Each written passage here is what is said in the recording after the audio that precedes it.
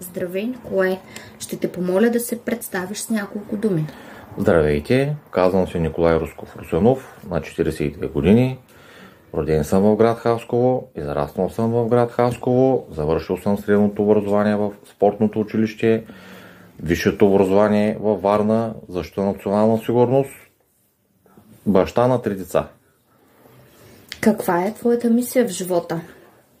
Моята основна мисия в живота е децата, които отгледаме и възпитаме, да се остават в България, а не като пораснат, да заминат в чужбина, да бъдат заробени и някои дори да не се върнат никога в България.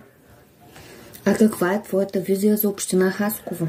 Моята визия за община Хасково, тъй като съм спортист, ще наблегна на спортните съоръжения и детските площадки да имат повече уреди, с които децата могат от ранна възраст да се занимават с някакъв вид спортна дейност, а не да са залепени на телефоните.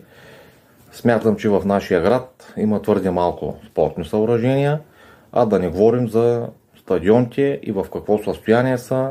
Всичките жители на града могат да ги видят и знаят за какво става въпрос. Защо трябва хората да гласуват за теб?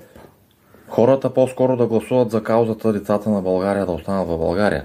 А лично за мен, защото съм хасковлия, кореняк, както казах, роден съм в града, знам как е бил града преди, когато бяхме малки, знам как изглежда и сега.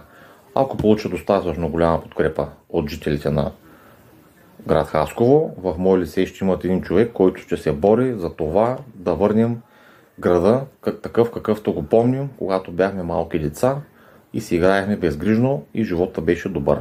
Можем да го направим заедно. Нема такава държава.